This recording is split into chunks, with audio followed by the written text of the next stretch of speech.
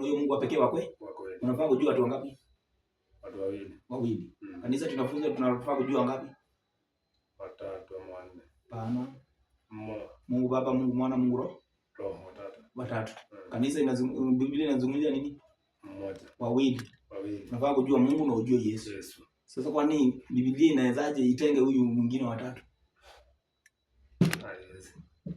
Unaona kuna shida? Kuna shida. Unaona kuna shida? Kuna shida. Shetani alipotupwa kutoka mbinguni, aliongea. Shetani alipotupwa kutoka mbinguni, alianza kuzungumza. Akasema, mimi sasa najua kulikuwa na vita mbinguni. Shetani na malaika wake wakapigana na ile joka. Na hakuonekana nafasi yake tena mbinguni. Hakuonekana nafasi yake tena mbinguni. Alipotupwa hapa duniani, unifungulie Isaya 14:12, uone vile shetani alifanya. Huyu anaabudu yangu hapo mkimuita Mungu Roho ni shetani mwenyewe. Acha nikuoneshe sasa hivi. Kanisa shetani anakaa huko kama wajui, kama mtu ajui. Isaya 14:12. Sikiza. Hiyo ni maneno ya shetani sasa. Inasema jinsi ulivyo anguka kutoka mbinguni, jinsi shetani alivyoangushwa kutoka mbinguni, ewe nyota wa alfajiri, alikuwa anaitwa morning star, mwana wa asubuhi, jinsi ulivyokatwa kabisa, ewe uliyewaangusha mataifa. Aliangusha mataifa. Karibu kila kanisa duniani iko na Mungu utatu. Kwa hivyo alipotupwa hapa alisema ndani ya moyo wake. Endelea. Nawe alisema moyoni mwako. Ati shetani alipotupwa hapa alisema ndani ya moyo. Wewe ukianza kusema ndani ya moyo mimi nitajua. Lakini Mungu alijua vile shetani ameanza kufikiri. Alisema nini? Nitapanda mpaka mbinguni. Si alitupwa hapa chini. Sasa anaanza kujiambia nitapanda tena aende mbinguni. Alafu nitakiinua kiti changu kuliko nyota za mbinguni. Anasema atainua ufalme wake kuliko ufalme wa Mungu. Nami nitaketi juu ya milima wa mkutano. Shetani anasema atakaa juu ya mlima wa mkutano, si ndio? Sasa mlima unajua nini? Kanisa. Unaambia na nani? Niambie na nani?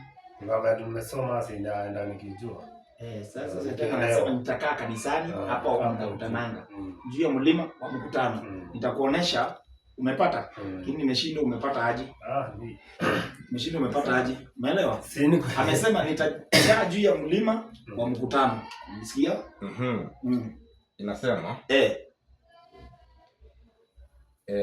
tulikuwa hapo na ukasema moyoni mwako, nitapanda mpaka mbinguni, nitakitia kiti changu kuliko nyota za mbinguni, nami nitaketi juu ya mlima wa mkutano katika pande za mwisho za kaskazini. Simama hapo. Amesema ataketi pande za mwisho wa mlima. Si ndio? Sasa kanisa si ndio inatambua hiyo wa mwisho. Wanasema Mungu Baba, Mungu Roho, Mungu Mwana, Mungu Roho. Sasa hiyo wa mwisho kwa Biblia tumempata? Kwa Biblia na kuuliza huyo wa mwisho Biblia tumejua ngapi? Kwa Biblia tumejua Mungu mmoja. Mungu Baba na Yesu. Na Yesu. Si ndio? Umeona watatu wewe? Kwa hiyo maandishi ya shetani akiongea. Hapana. Kwa pale tulisema na uzima wa milele ndio. Hapana. Ulipata? Hapana. Lakini kanisani tunampata kanisa? Tunampata kanisani ndio na Mungu Baba, Mungu Mwana, Mungu Roho wanamtambua. Biblia imtambua. Na amesema atakaa pande za mwisho za kaskazini. Sasa huyo wa mwisho amejisemea nitakaa pande za mwisho. Hiyo amekaa hapo. Sababu hapatikani kwa Biblia. Hiyo ni shetani. Amesema atakaa juu ya mlima. Sasa wacha tuangalie mlima ni nini. Sawa? Isaya 2:2. Sikia. Ndio umepata. Tuangalie mlima akisema nitakaa juu ya mlima wa mkutano. Mlima kwanza ni nini? Okay, Isaya 2:2. Yesamaji. Na itakuwa katika siku ya mwisho. Na itakuwa katika siku za mwisho. Mlima wa nyumba ya Bwana. Unaona? Mlima ni nyumba ya nani? Ya Bwana. Kwa hivyo shetani anaposema nitakaa juu ya mlima, anasema atakaa kanisani. Sawa, kwa hivyo mlima ni nyumba ya nani? Ya Bwana. Unaona? Kwa hivyo ndio kwa maana kama kanisa inatambua utatu. Wakati Biblia inatambua wawili. Mbinguni kuna viti mbili, ya Mungu na ya Yesu. Lakini kanisani kuna utatu. Mungu Baba, Mungu Mwana, Mungu Roho. Huyo watatu Shetani mwenyewe amekaa hapo, amekita disease hapo. Na akikaa nini inaendelea? Acha nikuoneshe tofauti. Sasa Kanisa leo watu si wanaombewa. Wakiombewa wanaanguka na wanaanguka kwa nini? Wanaanguka kwa nini? hapa ni wewe watatu huyu. Sisi hatukatai roho hapo kwanza. Lakini roho si Mungu mwingine. Roho ni nguvu za Mungu. Hebu nifungulie Warumi 8:9. Sikiza vile Biblia inajieleza roho wako. Lakini roho si kitu kingine. Roho wa Mungu ndio roho wa Kristo. Tunashare roho moja, wanashare roho moja. Soma Warumi 8:9. 8:9. 8:9. Inasemaje? 8:9 inasema Warumi 8:9. Sikiza. Lakini ikiwa roho wa Mungu anakaa ndani. Ikiwa Mungu roho ama roho wa Mungu. Sikiza. Inasema lakini ikiwa roho wa Mungu, si unaona roho ni wa Mungu. Sasa wewe Scooby, siko na roho yako. Roho yako ni Scooby mwingine. Kwa hivyo roho ni ya Mungu. Kwa hivyo kama roho ni ya Mungu inakaa ndani ya Mungu. Lakini wao wameshaifanya roho Mungu kama Mungu mwingine. Mungu Baba, Mungu Mwana, Mungu Roho. Kwa hivyo Mungu kama roho ni ya Mungu. Sinafaa kuwa ndani ya Mungu. Sasa wanamtambuaje kama Mungu mwingine? Maliza andiko. Nami nasema lakini ikiwa roho wa Mungu anakaa ndani yenu, nyinyi hamfuati mwili bali mnafuata roho. Lakini mtu awaye yote asipokuwa na roho wa Kristo. Hapo juu imeitwa roho wa Mungu, hapo chini imeitwa roho wa Kristo. Kwa hivyo kumaanisha wanashare roho moja. Unaona? Sasa kama wanashare roho moja. Sasa wewe si wewe unaitwa Ndunda. Uko na roho yako, ni roho ya Ndunda. Ndio. Sasa tunaweza share roho. Binadamu hawezi share roho. Ule Yesu ni pati ya Mungu. Tukienda Waibrania, Mungu alimtoa mwanae ili atakayemwamini. Tukienda katika kitabu cha Waibrania 1, Mungu alitoa Yesu alikuja ndio aweze kudhihirisha huyu Mungu asiyeonekana.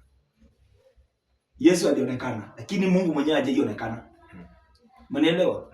Na Mungu na mwanae wanatumia roho moja. Tofauti ya mwanadamu na Mungu. Roho ya mwanadamu ikitoka anakufa. Roho ya Mungu ikitoka hawafi. Kilichozaliwa na Mungu ni Mungu. Kwa hivyo kuita Yesu Mungu si ati ni makosa. Unaelewa? Wewe ni mwanadamu, unaweza zaa Mungu? Hawezi. Utazaa nini? Utazaa mwanadamu. Unaelewa? Hivyo. Kwa hivyo kilichozaliwa na Mungu, juu Yesu ni mwana wa Mungu, bado ni Mungu. Ni Mungu. Lakini sasa huwezi badilisha sasa akuwe huyo Yesu ndio Mungu mkuu. No. Unaona kuna mwenye alituma mwingine ndiye akuja kumdhihirisha hapa duniani. Umeelewa? Sasa Yesu ako mbinguni. Sawa? Na hapa chini ya jua tunasemanga tuko na Yesu. Uko na Yesu unamuona? Ametushirikisha roho wake kutoka mbinguni. Ukikubali roho wa Mungu, wewe ni wake. Umeelewa? Hebu rudi andiko uone vile inasema. Romans 8:9 nasema. Sikiza. Lakini ikiwa roho wa Mungu anakaa ndani yenu, ikiwa roho wa Mungu sasa anakaa ndani yetu, nanyi amfuati mambo ya mwili. Mfuati mwili bali mnafuata roho. Lakini mtu awaye yote asipokuwa na roho wa Kristo. Hapo juu imeitwa roho wa Mungu, chini imeitwa roho wa Kristo. Huyo si wake. Ati sinaona. Huyo si wake. Kama una roho wa Mungu na huyo roho wa Kristo, bado wewe ujue wewe si wake. Unawezaje? Opposite ya hiyo ni roho wa shetani. Sasa unawezaje acquire hiyo roho? Unaipataje hiyo roho? Unapoingia ndani ya Yesu, ukubali Yesu. Kukubali Yesu ni kukubali pia matendo yake. Na wewe unafaa kufanana, karakta yako ifanane na Yesu. Kama usipokuwa na hiyo, utakuwa na karakta ya shetani. Opposite ya hiyo shetani. Matendo yako. Yeah. Utaweza kuwa na Yesu na bado huo mtu. Unaweza kuwa na mtu na Yesu na bado utusi mtu. Unaweza kuwa na Yesu na bado kufanya usherati. Hiyo mambo yote lazima uige tabia za nani? Za Kristo. Umeeleweka? Hivi. So cha msingi unaposema unaweza kuwa unaamua, kuna wengi wako duniani wanajiita miungu. Na wacha nikuoneshe. Hebu nisomee Marko 6:7-6. Marko 7:6. Sikia hapo. Makanisa ndio inazungumziwa hapo. Marko 7:6 inasema. Akawaambia Isaya alitabiri vyema juu yenu ninyi wanafiki. Yesu alikuwa anatabiri, alisema Isaya alikuwa ametabiri kabla hajakuja. Akawaambia juu yenu ninyi wanafiki. Kuna watu wameitwa wanafiki. Alitabiri vyema juu yenu ninyi wanafiki. Kama ilivyoandikwa. Ina maana Yesu alikuwa anasoma kitabu cha Isaya. Tunasema kama ilivyoandikwa. Watu hawa uniheshimu kwa midomo ila mioyo yao iko mbali nami. Hata hizi makanisa za leo zinamheshimu, nimeokoka, dadao nokire, madhani ya gospel. Sio mambo ya taisho. Unaona? Lakini moyo wangu uko mbali na nasema nao waniabudu bure, akifundisha mafundisho yaliyo maagizo ya wanadamu. Kwa hivyo chenye kipatikana kwa Biblia ni cha wanadamu. Chenye tumeona kilichange, mwenye alichange anaitwa Constantine. Kwa hivyo hiyo kama unaendanga Sunday ukao ukijua ni cha wanadamu. Kwa hivyo yule ambaye anaendanga Sunday, Biblia inasema mnaniabudu bure. Kwa hivyo unaweza kuwa uko ndani ya ibada lakini unaabudu Mungu bure. Si ndio hiyo andiko? Nasema wananiabudu bure. Wakifundisha mafundisho yaliyo maagizo ya wanadamu. Kwa hivyo Mungu anataka watu warudi katika ibada ya kweli. Tafuta imesalia raha ya Sabato kwa watu wa Mungu. Sikia. Niambie hao wengine raha yao iko wapi? Dakika moja. Mizaa 58. Kama ni ngapi?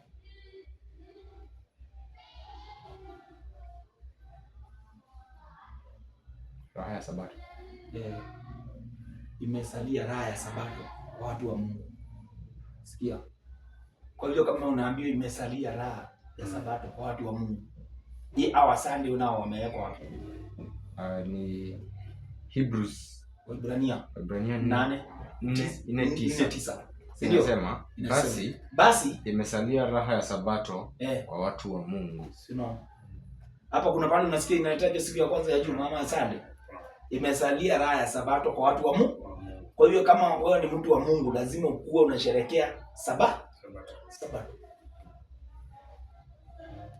Sasa Mungu anasema njia yangu ni nyembamba. Hao watu wachache mnaonanga wanaenda tu Sabato. Hao tu. Na watu wa Sunday ndio wengi. Wewe unajua ile misalaba ilikuwa inaashiria nini? Unasikia usingizi? Naweza kusikia usingizi. Sikiza kidogo. Sikiza kidogo. Yesu alisulubiwa na wanyama. Wezi wangapi? Yesu alikuwa ni wangapi? Watatu. Yesu alikuwa katikati au alikuwa kando? Alikuwa katikati. Unajua maana ya hiyo nini? Huko unajua maana yake? Hiyo ni maana ya madhehebu tatu yako duniani yako na nguvu. Unaelewa? Mstari mmoja ulikuwa unaashiria kanisa. Ile nyingine ilikuwa inaashiria hiyo dhehebu. Hizo ni madhehebu tatu ziko duniani ziko na nguvu. Ya kwanza Friday. Ya pili Saturday. Ya tatu Sunday. Na Yesu alikuwa katika. Kwa hiyo kuna Friday, Saturday, Sunday. Gani iko katikati? Na Yesu alikuwa wapi? Katikati. Unaona Yesu ako katika? Sawa? Hapo sasa nisomee Isaya. Sikiza hapo ndio nataka usikize kwa makini. Isaya 9:14. Sikiza. Isaya 9:14. Inasema, kwa sababu hiyo Bwana. Sikiza hapo kwa makini sasa. Kwa sababu na ufungue macho usilale, yeye nataka usome alafu tukumbe.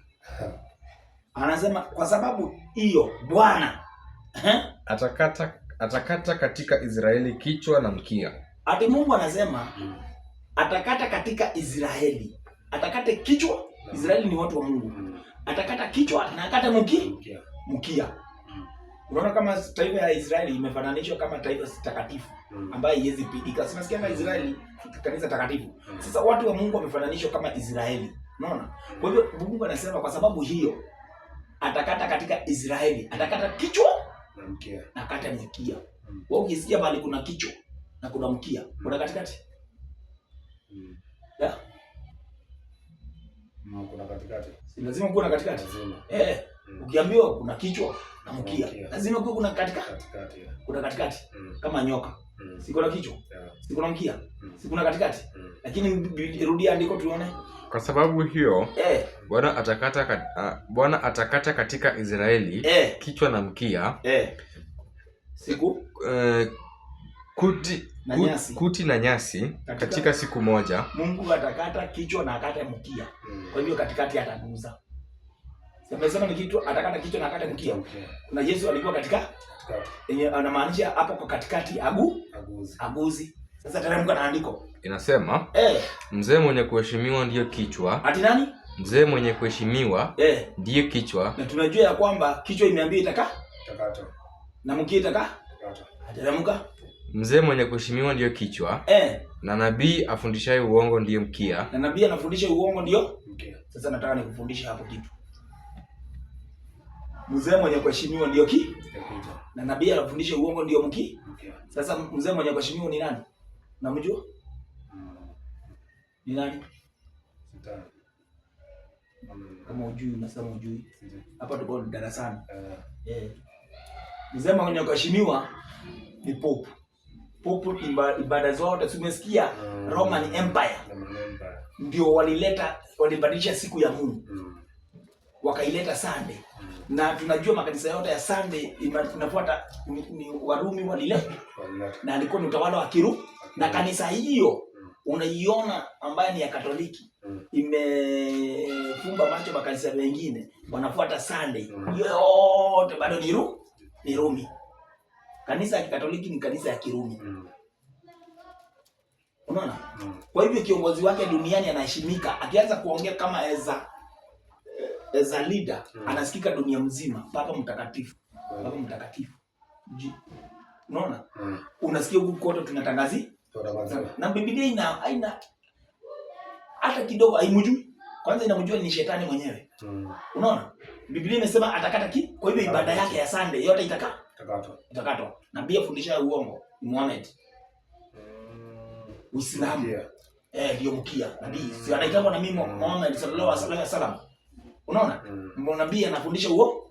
Kwa sababu anafundisha Waislamu Yesu si mwana wa Mungu. Wao wanangojanga Mungu hao ndiye akuwe na mke, wanakataa. Kwa hivyo ni nabii anafundisha uongo. Ndiye mkia.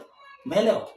Kwa hivyo ibada ya Sunday itakatwa na ibada ya Friday ya katikati pale Yesu alikuwa kutaguzwa. Hakutaguzwa. Sasa tutoke hapo.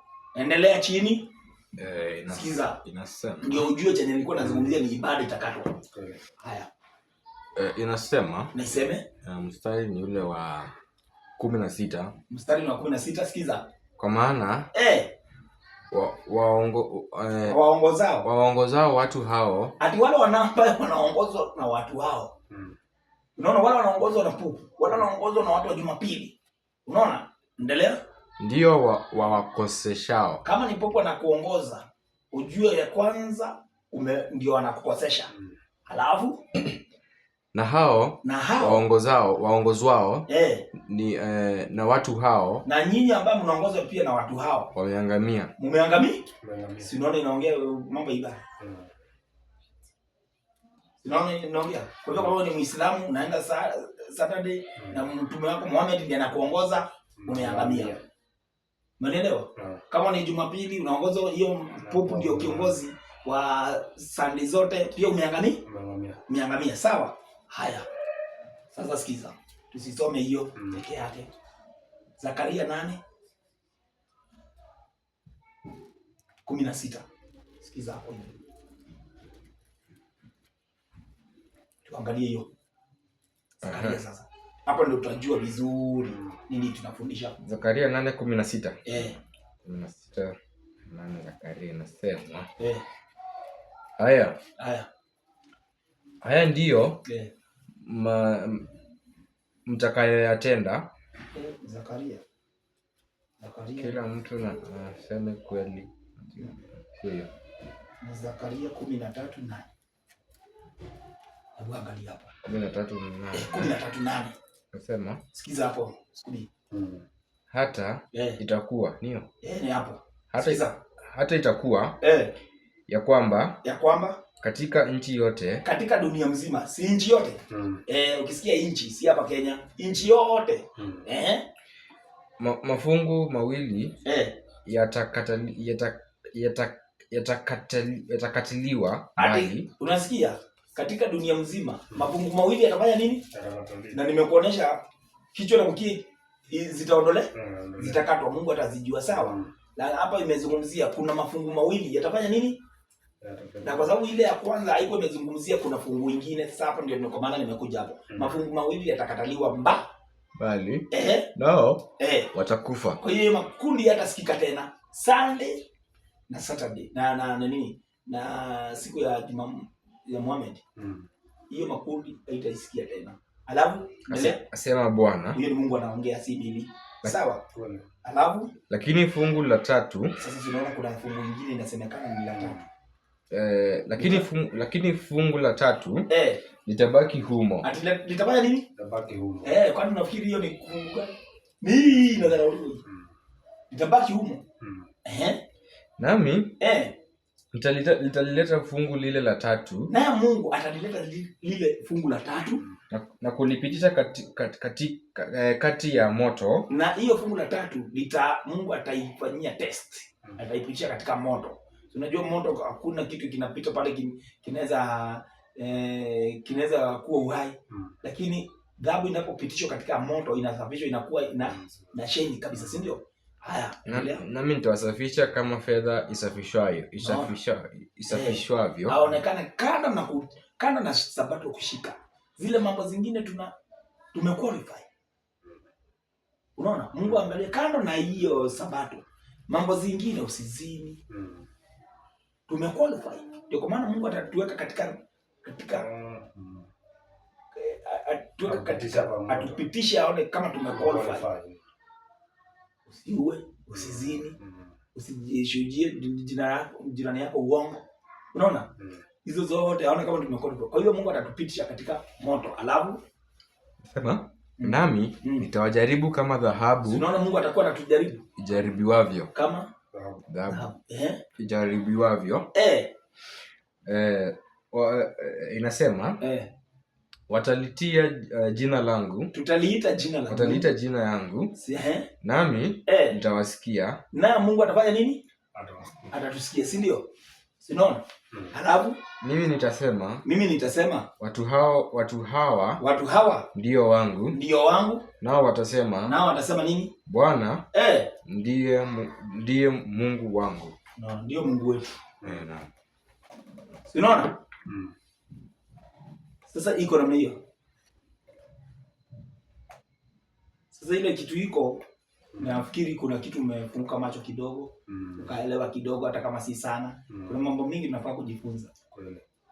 Na mimi natakanga pia mtu anauliza maswali. Lakini kwa saa hii tufike hapo. Tutaendelea siku nyingine. Ni sawa?